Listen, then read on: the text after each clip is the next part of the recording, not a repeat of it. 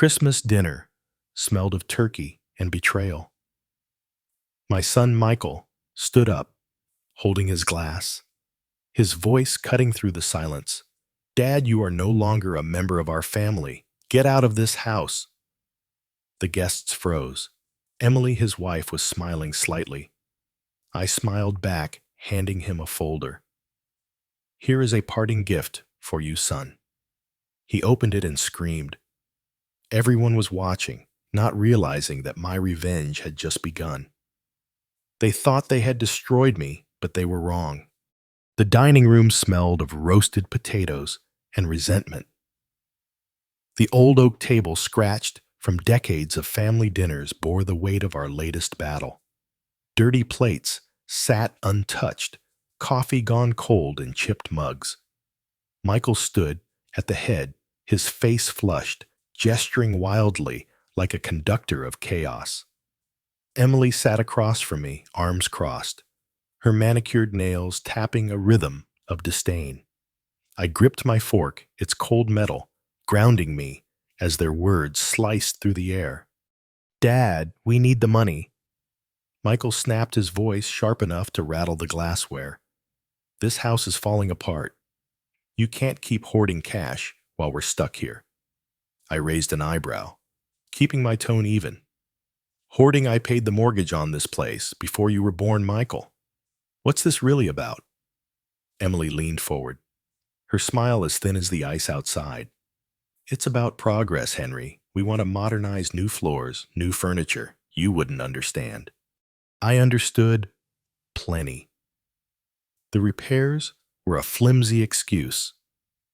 Emily's phone, propped against her wine glass, displayed a glossy photo of a leather sectional that cost more than my old truck. Michael pacing now through a folded paper onto the table, a contractor's estimate bloated with unnecessary upgrades. I didn't need to look at it to know they'd already spent the budget in their heads. "You've got savings, Dad." Michael pressed, his voice rising. "What's the point of sitting on it? You're not getting any younger." The jab stung, but I kept my eyes on the table, tracing a familiar scratch from when Michael, at 10, carved his initials with a butter knife back, when he still looked at me like I was his hero. "I've given you enough," I said quietly. "You live here rent-free. That's more than most get." Emily scoffed, her laugh, a blade wrapped in silk. "Rent-free? This place is a museum, Henry. We're doing you a favor by staying." Michael slammed his spoon down, the clatter echoing. "You're so damn selfish. You think you're some saint, but you're just holding us back." The room fell silent, the kind of quiet that presses against your chest. I tightened my grip on the fork, my knuckles whitening. Not the first time he'd raised his voice, but this felt different, raw, final. Emily's eyes glinted with triumph, like she'd been waiting for this explosion.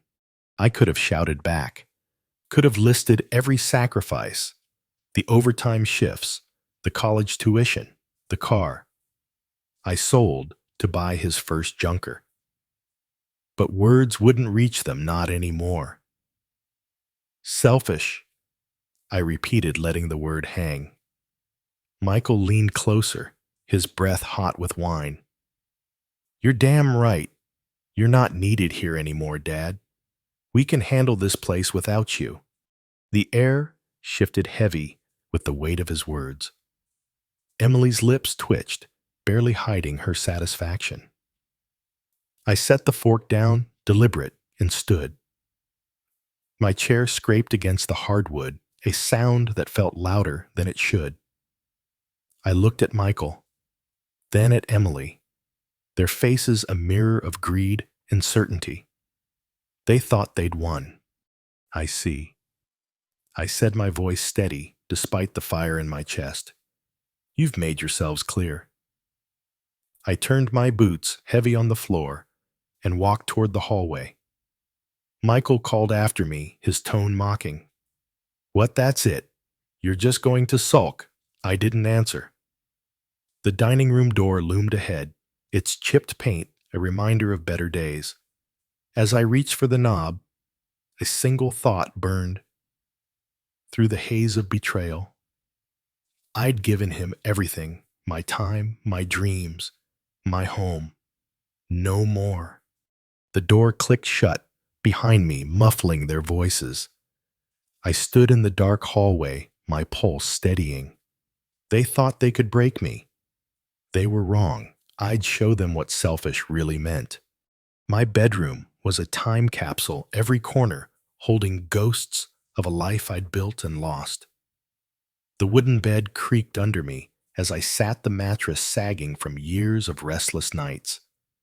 A single lamp cast a warm glow over the room, catching the dust on a framed photo of Elizabeth and Michael taken when he was 6. His gap-toothed grin stared back so different from the man who just screamed I wasn't needed. My fingers brushed the glass, trembling slightly. How had it come to this? The house was silent now, the kind of quiet that amplifies your thoughts. I opened the drawer of the bedside table, pulling out an old photo album, its leather cover worn smooth. Flipping through, I stopped at a picture of Michael at 16, holding a football, his eyes bright with dreams I'd helped fund. I'd sold my Chevy to pay for his college applications, telling Elizabeth it was just a car. She'd squeezed my hand, her smile, saying she knew better. We'd both believed it was worth it. Another page, another memory. Michael's graduation. I'd worked double shifts to cover his tuition, my back aching from long hours on construction sites. He'd hugged me that day, his cap askew, promising to make me proud. I'd believed him. Now, the memory twisted like a knife. He'd never said thank you, not once. And after Elizabeth's cancer took her 3 years ago, he drifted further, leaving me to rattle around this house alone until Emily came along. Her sharp ambition sinking claws into him. I turned the page and found a folded receipt yellowed with age tuition payment, $12,000, dated 2005. I'd drained my savings for it, telling myself it was an investment in his future. My future, too. I thought someone to carry on the family name, to share the life I'd built. Instead, he brought home Emily, her cold eyes sizing up the house like it was a prize to be claimed.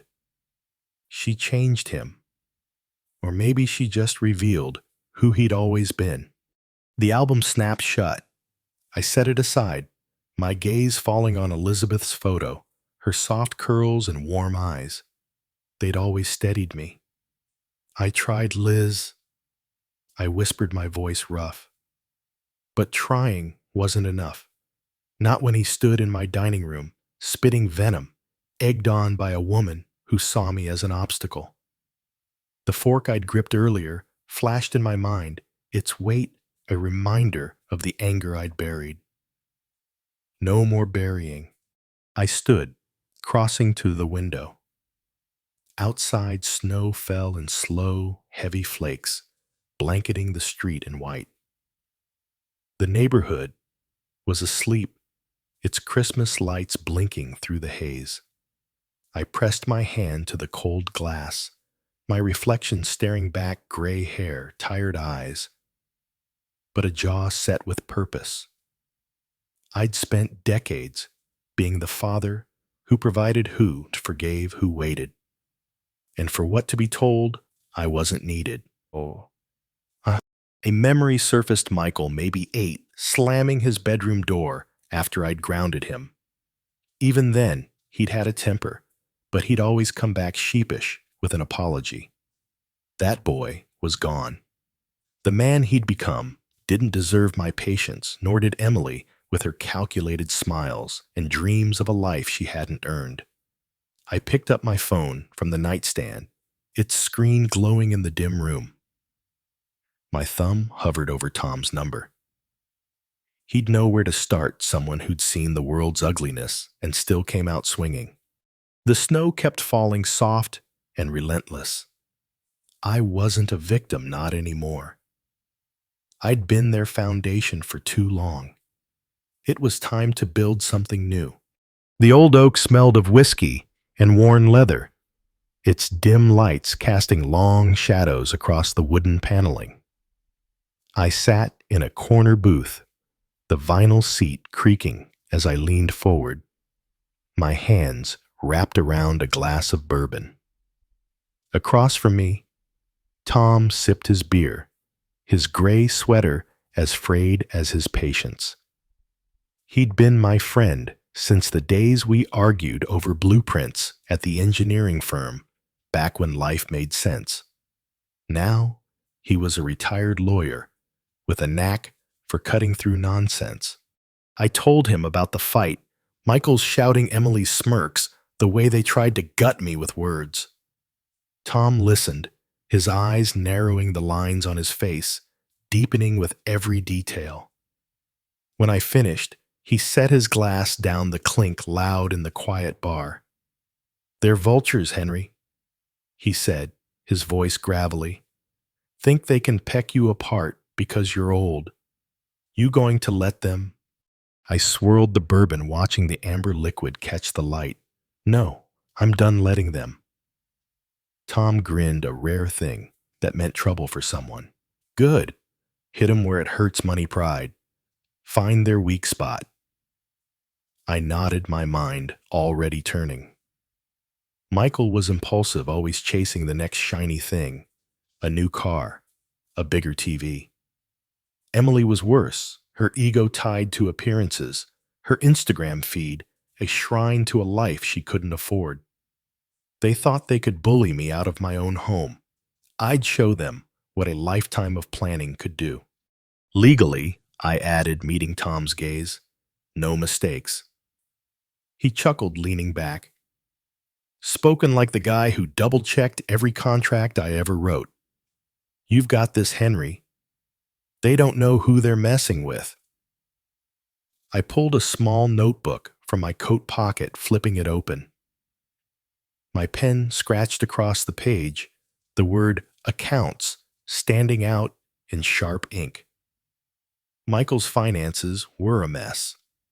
I'd seen the late notices he tried to hide, the way Emily flinched when the credit card reader beeped too long. That was my starting point. "You're scarier than I thought," Tom said, raising his glass. "To justice." I clinked my glass against his, the bourbon untouched. "To consequences." The bar hummed around us, a low buzz of conversation and clinking bottles. A jukebox in the corner played some old country tune, the kind Elizabeth used to hum while cooking. I pushed the thought away. Nostalgia wouldn't help me now. Tom leaned forward, his voice dropping. "You sure about this? Once you start, there's no going back." I met his eyes steady. They made their choice. Now, I make mine. He nodded, a glint of respect in his gaze. "Then don't flinch. They'll squirm when you tighten the screws." I tucked the notebook away, my fingers brushing the rough fabric of my coat. The plan was forming pieces, clicking into place like the blueprints I used to draw. I'd been an engineer once, building things that lasted. This time, I'd build their downfall brick by careful brick. I stood, tossing a few bills on the table. The bourbon sat untouched, its surface still. "Thanks, Tom. I'll call you." He waved me off. "Don't call, just do it." The door to the old oak groaned as I pushed it open, the cold biting at my face. Snow crunched under my boots, the streetlights casting a pale glow over the empty sidewalk. My breath clouded in the air, but my mind was clear. Michael thought he could erase me. Emily thought she could outsmart me. They'd built their lives on my foundation, and I knew exactly where the cracks were. I walked on the snow, falling heavier now, each flake a reminder of the storm I was about to unleash. The kitchen was dark, save for the faint glow of my phone's flashlight cutting through the shadows. The oak table, usually a place for family meals, was now a battlefield of scattered papers, bills, receipts, a crumpled bank notice. Michael had left them out careless, as always, assuming I wouldn't notice. I moved quietly, my old sweater, catching on the chair's edge as I leaned over the mess. Each document was a window into their world, and I was about to pry it open. I lifted a credit card statement, the numbers glaring under the light, $12,000 in debt, spread across designer clothes and restaurant tabs. Emily's name was on half the charges, including a $2,000 handbag that could have paid the heating bill twice over.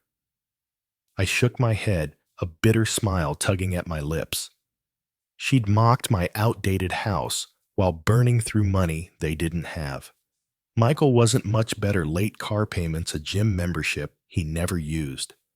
Their greed was a house of cards, and I was ready to pull the first one. My fingers paused on a bank notice, the word overdue stamped in red. They'd missed 2 mortgage payments on a small condo they'd bought as an investment last year.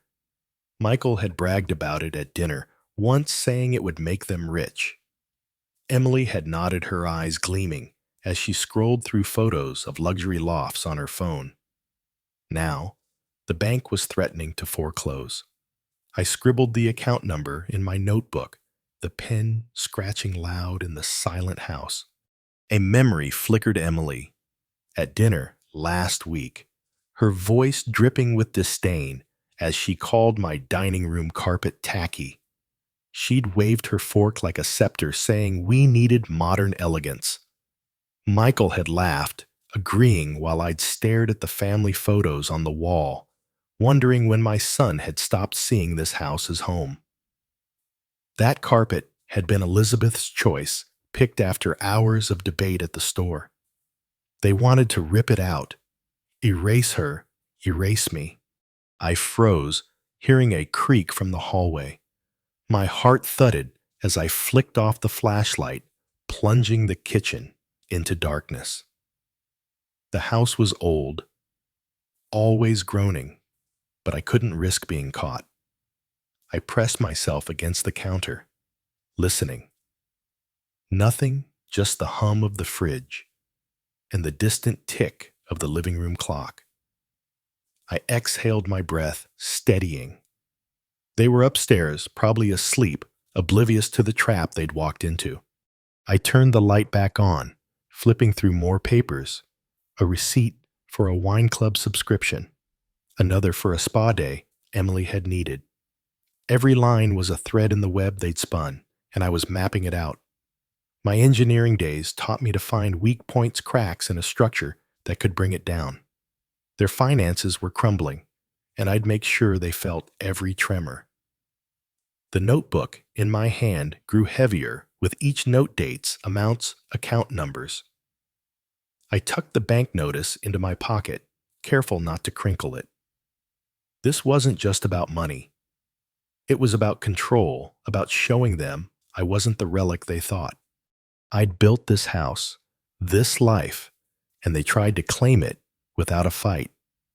Big mistake. Another creak, closer this time. Footsteps, slow and heavy, descending the stairs. Michael. I snapped the notebook shut, shoving it into my pocket as I slipped the papers back into their messy pile. The flashlight went off, and I moved toward the kitchen door, my boots silent on the tile.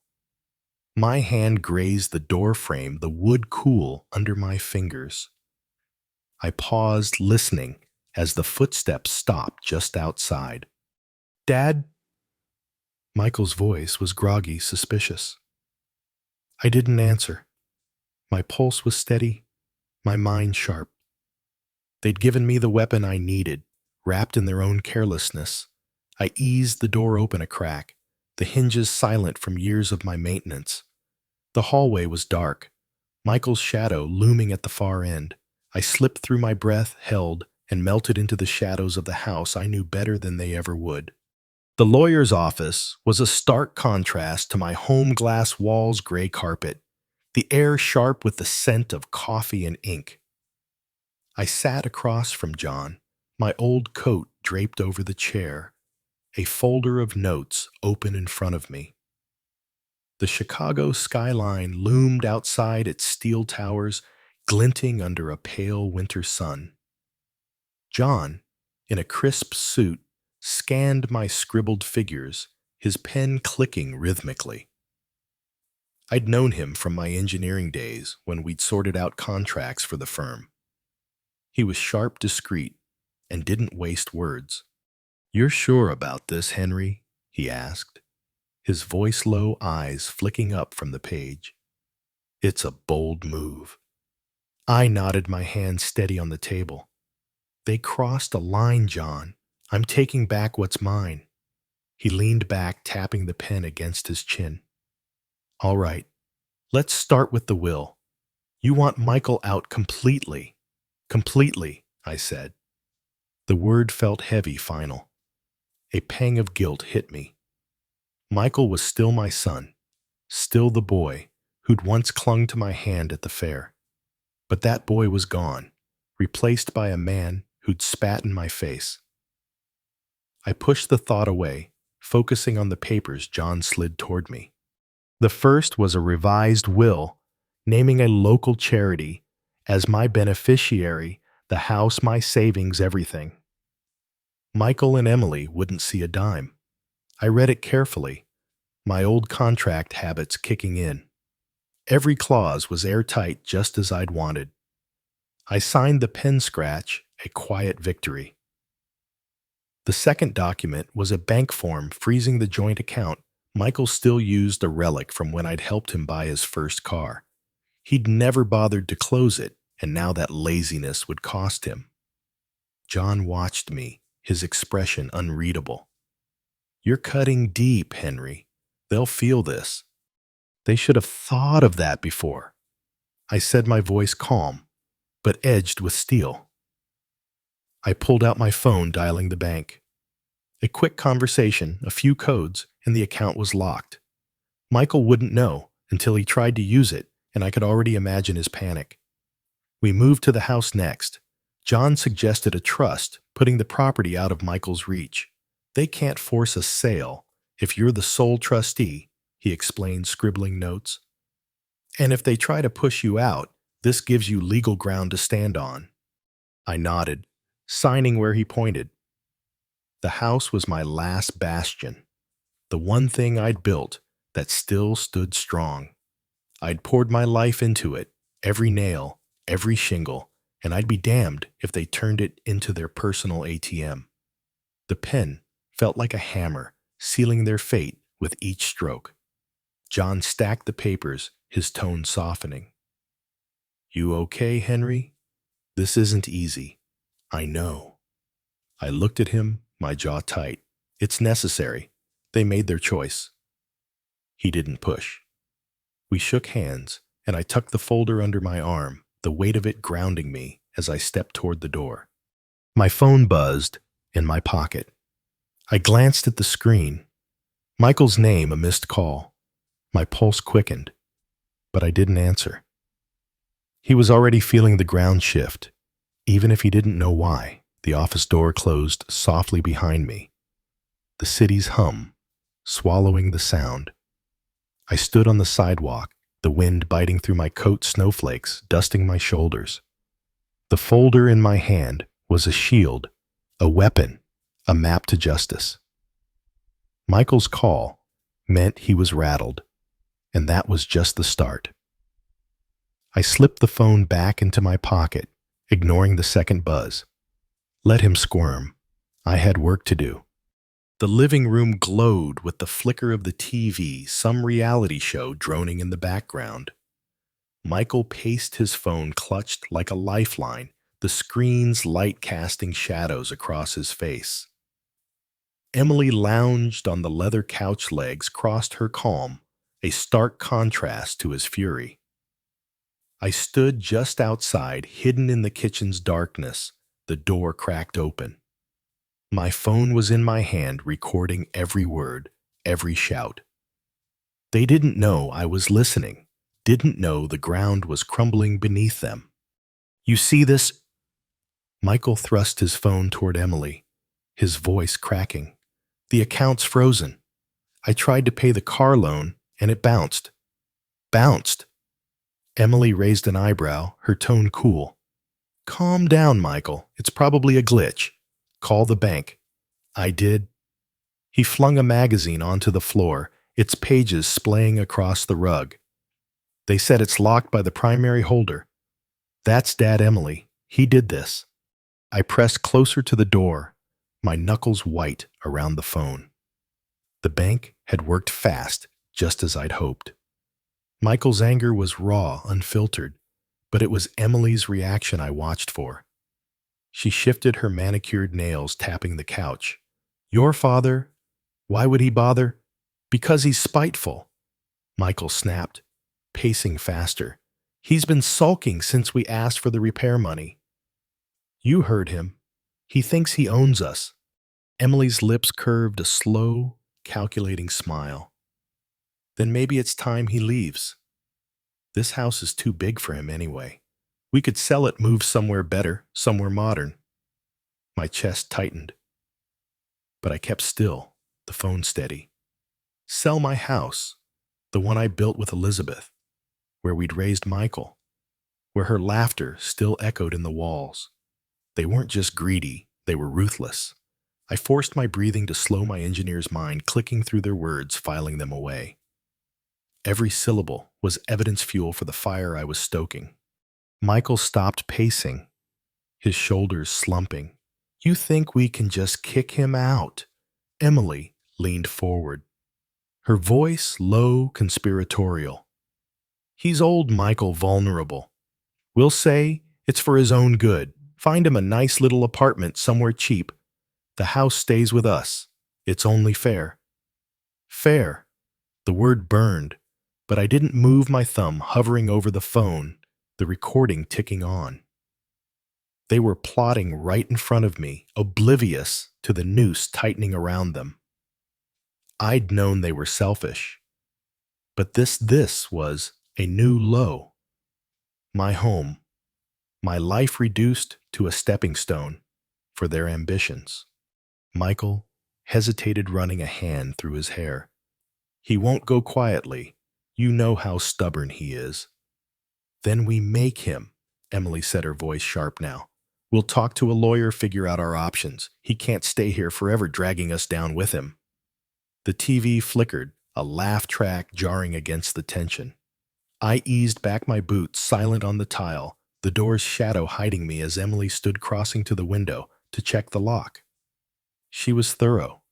I'd give her that, but not thorough enough.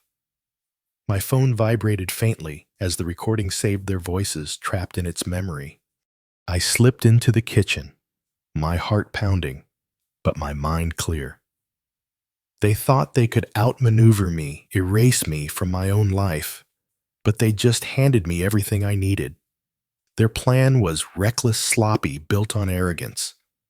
I'd use it, turn it against them, let their own words dig the grave they thought was mine. The kitchen door clicked shut behind me, the sound swallowed by the house's silence. I stood in the dark, the phone warm in my hand.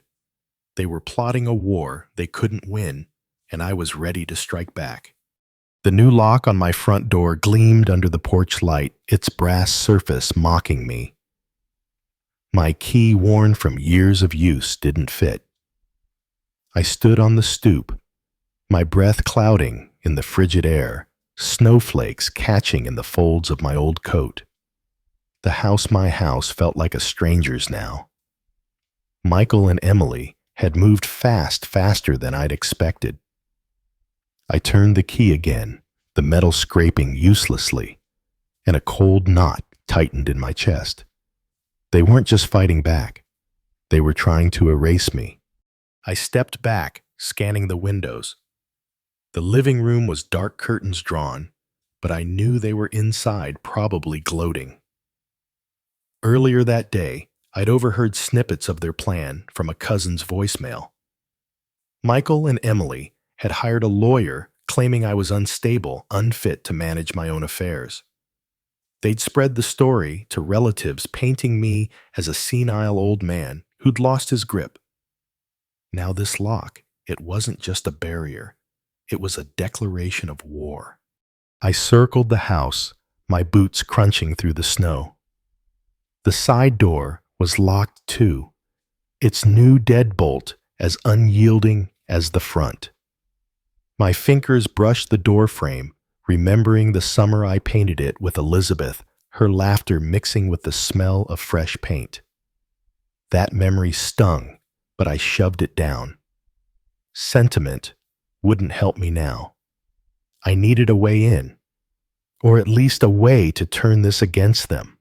Inside, I imagined Michael, pacing his voice sharp as he barked at their lawyer. I'd seen him like this before, red-faced, gesturing wildly, always needing to be the loudest in the room. Emily would be calmer, her words precise, twisting the narrative to make their betrayal sound noble. I could almost hear her, "It's for his own good. He can't live alone anymore." The thought made my jaw clench. They didn't know me at all. I pulled out my phone, the screen's glow harsh against the night. Tom's number was at the top of my recent calls. I dialed, keeping my voice low as I leaned against the garage. "They changed the locks," I said when he picked up, "and they're telling everyone I'm crazy." Tom's laugh was rough, unamused. "Bold move for a couple of amateurs. You got a plan?" "Working on it." I set my eyes on the house. They're digging their own grave. I just need to push. "Don't let 'em rattle you," he warned. "They're scared. That's why they're pulling this stunt." Scared or not, they'd crossed the line. I hung up, slipping the phone into my pocket. The snow fell heavier now, blanketing the yard in silence. I walked to the back door, testing the knob out of habit, locked of course. But as I turned away, my phone buzzed. A text from my sister-in-law, Linda. "Henry, what's going on?" "Michael says you're not well. Call me." I stared at the message, my thumb hovering over the screen. They'd gotten to Linda too, spinning their lies to anyone who'd listen. The sting of betrayal deepened. But it wasn't despair. It was fuel.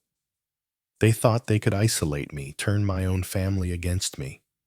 They'd underestimated how far I'd go to protect what was mine. I pocketed the phone and headed down the driveway, the snow muffling my steps. The street was quiet. Christmas lights blinking on neighboring houses. Their warmth a cruel contrast to the cold radiating from my own. I stopped at the curb, glancing back at the locked door. They thought they'd won this round, thought they'd boxed me out. But I'd built that house every beam, every nail, and I knew its secrets better than they ever would. Let them gloat. I'd find my way back in. The cafe smelled of burnt coffee and cinnamon, its wooden tables cluttered with holiday shoppers' bags. I sat near the window, my hands wrapped around a chipped mug, the steam rising in lazy curls. Across from me, Sarah fidgeted with her spoon, her bright red scarf a splash of color against the gray day.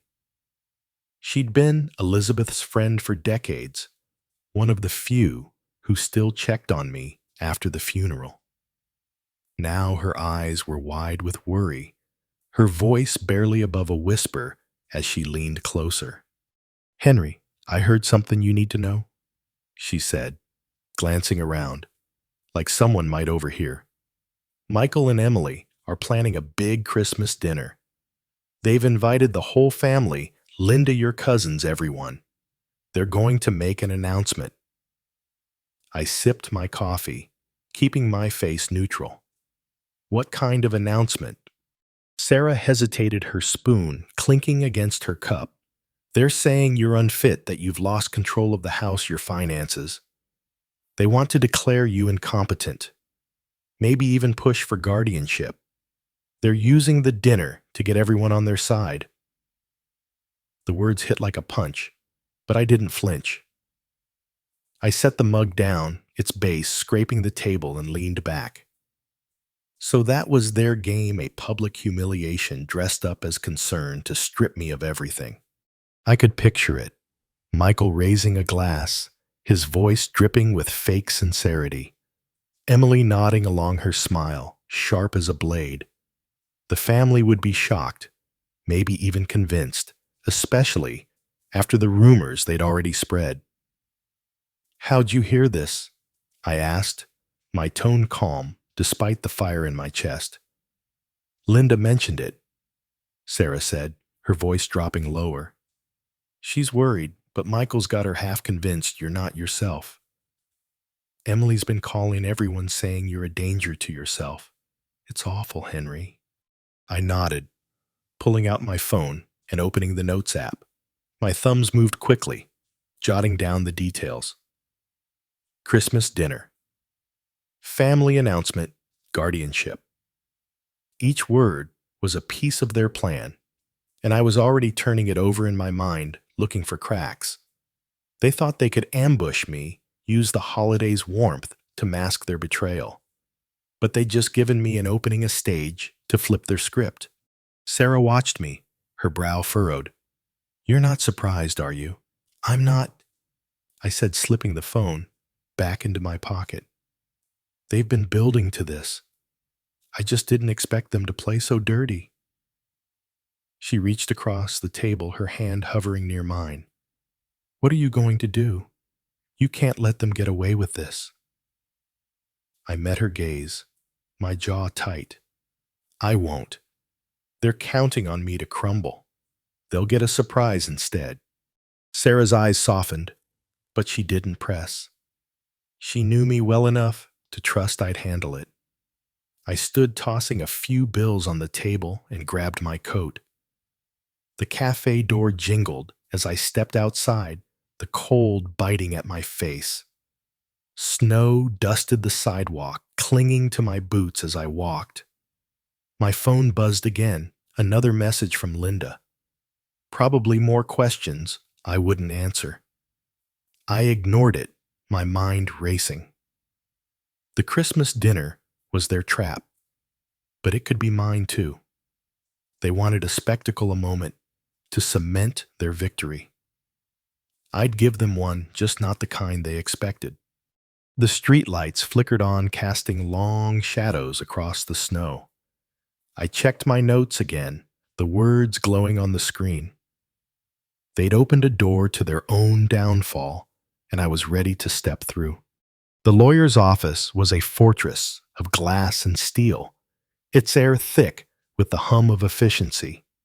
I sat across from John, my folder open on the polished table, papers spread like a battle map. John adjusted his glasses, scanning the documents I'd prepared: eviction notices for Michael and Emily, a court order to freeze their shared accounts, and a list of their debts meticulously cross-referenced. My engineer's precision had served me well. Every detail accounted for, every loophole sealed. "This is ironclad, Henry," John said, his voice clipped but approving. "The eviction notice is legal, backed by the trust you set up. They'll have 30 days to vacate once it's served. And the account freeze, effective immediately. You've got them cornered." I nodded, signing the final page. The pen's weight felt like a gavel, each stroke a step closer to justice. "And the evidence?" I asked, tapping the folder.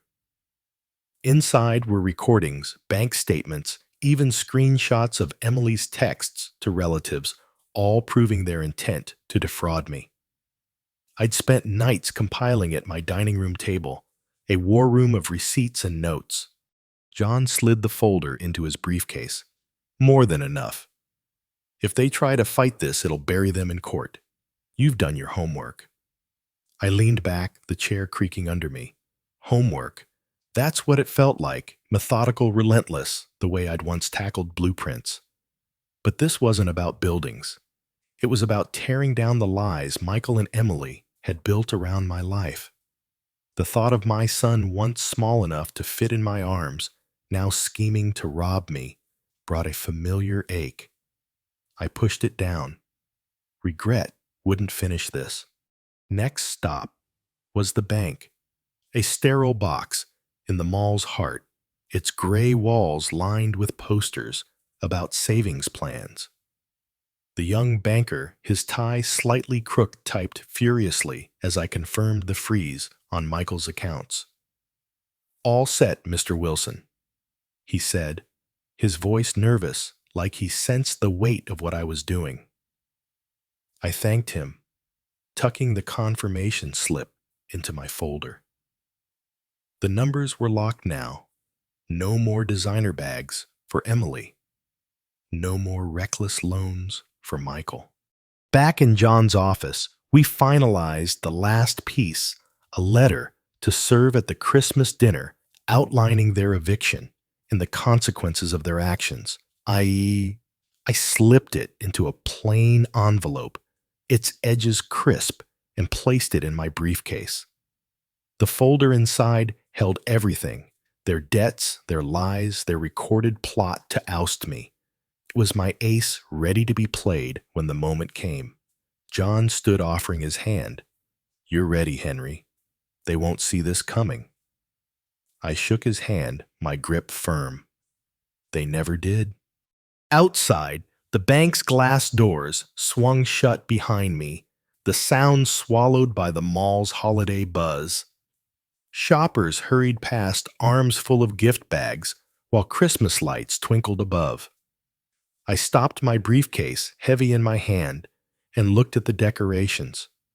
They reminded me of Elizabeth, how she'd hang lights on our porch every December. The memory softened me for a moment, but only a moment. Michael had chosen his path, and I'd chosen mine. Snow fell as I stepped into the parking lot, dusting my coat. My breath clouded in the air, but my mind was clear. Tomorrow was Christmas Eve. The dinner, their grand stage.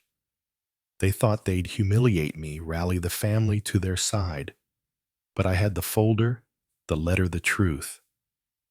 The lights blinked on their glow, reflecting off the snow. I tightened my grip on the briefcase. Let them set the table. I'd bring the reckoning. The dining room glowed with candlelight, the scent of roasted turkey and pine mingling in the air. The old oak table was draped in a white cloth set with Elizabeth's china, each plate a silent nod to better days. Relatives and friends filled the chairs, Linda. My cousins, a few neighbors, their faces a mix of anticipation and unease. Michael stood at the head, a wineglass in hand, his smile as polished as the new watch on his wrist.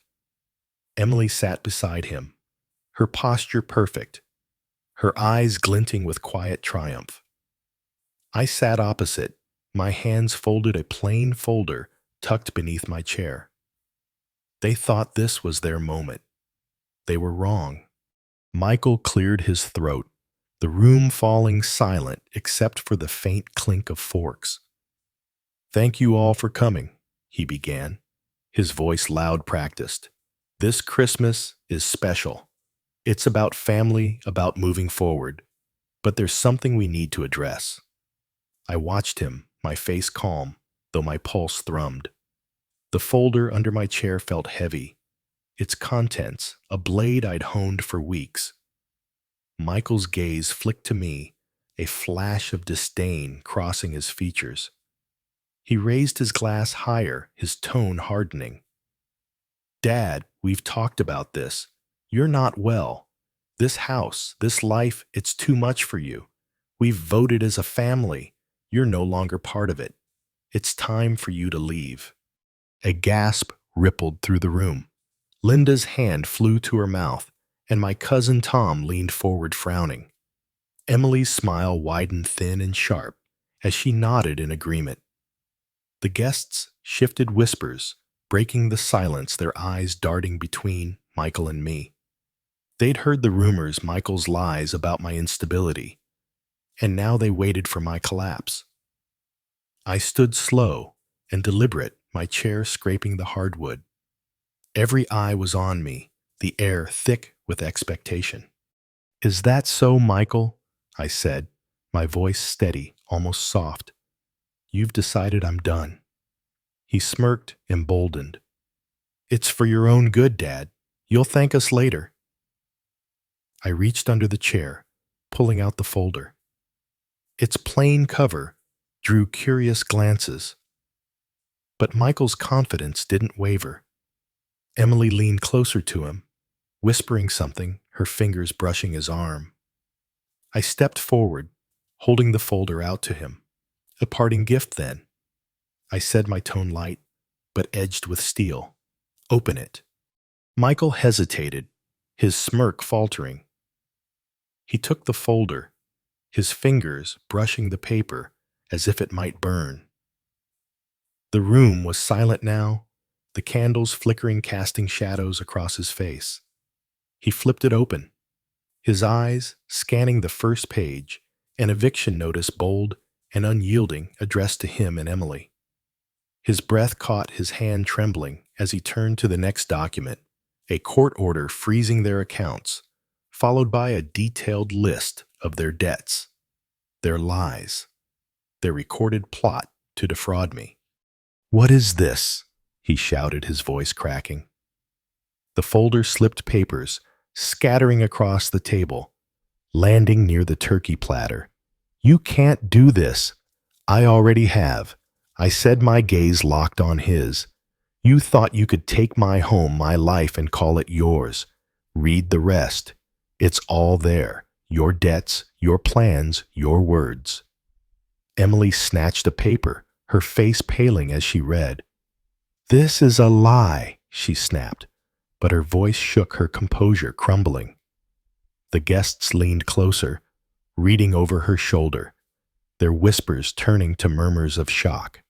Linda stood, grabbing a page, her eyes wide as she saw the truth screenshots of Emily's texts, the recording transcript, the bank notices. "Michael, is this true?" she asked, her voice sharp. He stammered, his glass clattering to the table, wine spilling across the cloth. It's not what it looks like." I stepped back, letting the chaos unfold. The folder was my weapon, and it had struck true. Emily's eyes darted to the guests, seeking allies but found only disbelief. Michael's face was red, his hands shaking as he tried to gather the papers.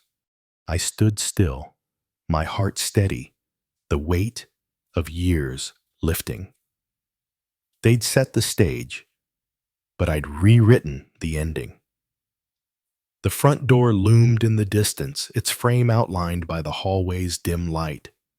Someone pointed to it, their voice lost in the growing clamor. I didn't move my eyes on Michael. He thought he'd broken me. Now, he was the one breaking. The dining room was a storm of voices.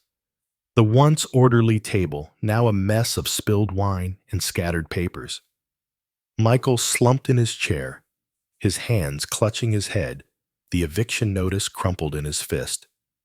Emily stood, her face flushed, her manicured nails digging into a napkin as she tried to salvage her crumbling facade.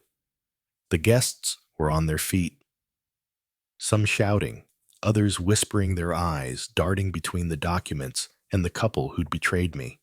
I stood at the edge of the chaos, my hands in my pockets, watching their world unravel. "Michael, explain this," Linda demanded, waving a bank statement, her voice cutting through the noise. "You told us Henry was losing his mind, but this says you plan to sell his house." Michael's head snapped up, his eyes wild. "It's not true. He's twisting everything. We were trying to help him." "Help," my cousin Tom barked, snatching a paper from the table. This is a recording of you plotting to kick him out. You called him a burden. Emily stepped forward. Her smile forced her voice trembling. Everyone, please calm down. There's been a misunderstanding. We only wanted what's best for Henry. Best? Sarah Elizabeth's old friend stood her scarf, slipping as she pointed at Emily. You lied to us. You spread rumors, said he was crazy all so you could steal his home. The room erupted, guests talking over each other, some grabbing papers to read for themselves. A child at the far end of the table ducked behind her mother, startled by the shouting. Emily's eyes welled up, her mascara smudging, but she kept her chin high, clinging to the last scraps of her dignity. Michael, though, was unraveling faster. He lunged for the folder, trying to gather the papers, but Linda pulled it away, her face a mask of disgust. Enough, Michael, she snapped. You've shamed this family. He turned to me, his voice breaking. Dad, please tell them it's a mistake. We didn't mean it like that. I met his gaze, my expression unchanged. You meant every word, I said, my voice low but firm. You made your choice. Live with it. Emily grabbed his arm, her voice a desperate hiss. Henry, we're sorry. We'll fix this. Just don't do this. We can work it out. I shook my head, stepping back. You had years to work it out. You chose greed instead. The guests were moving now, some heading for the door, their coats already in hand. Tom threw a paper back on the table, muttering something about disgrace. Linda followed, pausing to look at me, her eyes soft with apology. I should have known better, Henry, she said quietly. I'm sorry. I nodded, saying nothing. The apologies didn't matter now. The truth was out, and it was sharper than any blade. Michael's shoulders shook, his voice rising to a plea. Dad, you can't throw us out. This is our home, too. It's mine, I said, my words final. Always was. I turned, walking toward the living room, the noise fading behind me. Emily's voice cracked, calling after me, but I didn't stop. The dining room door swung shut, muffling their pleas.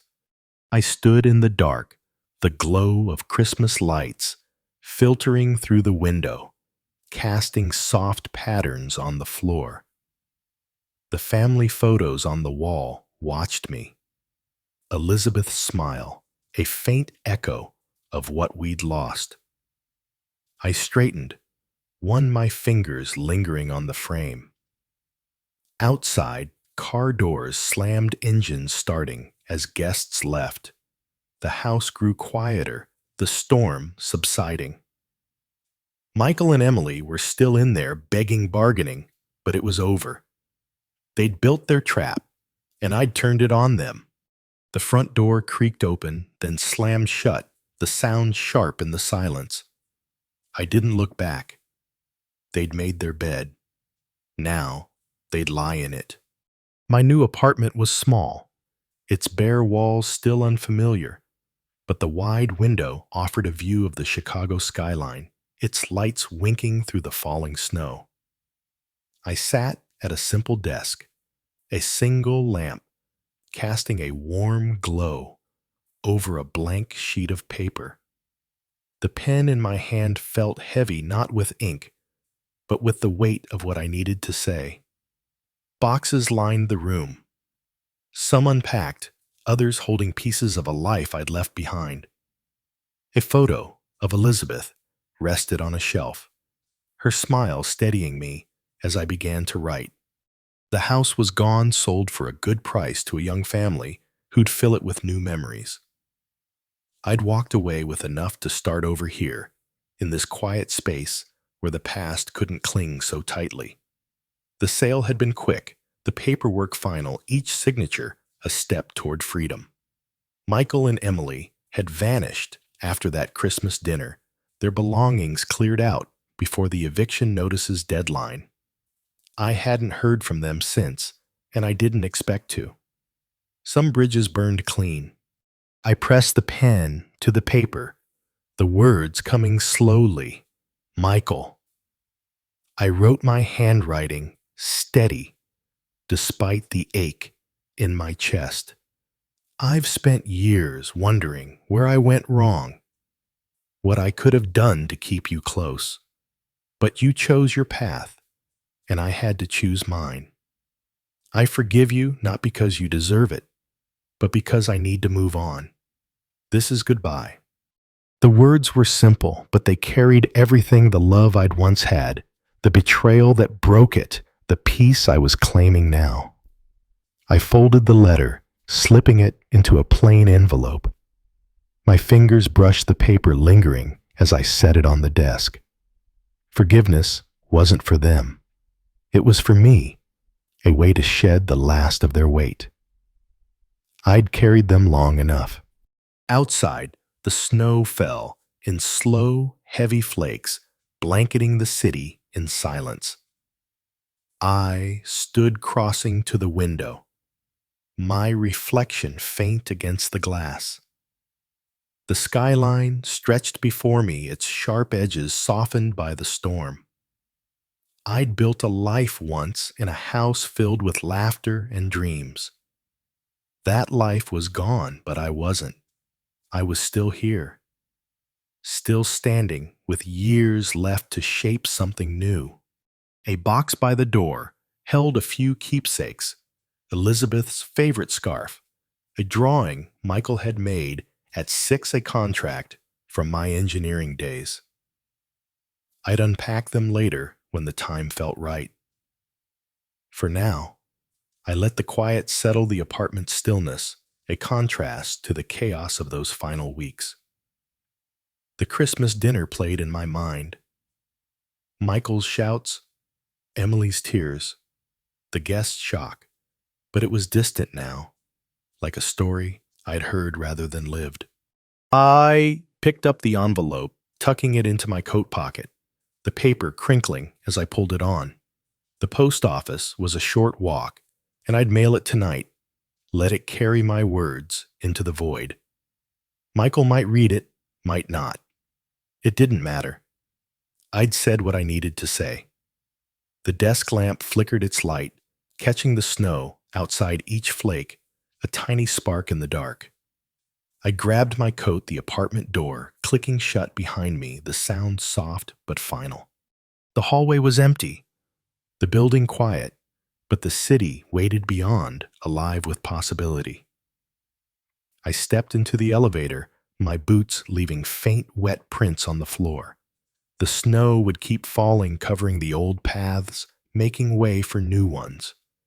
I was ready to walk them.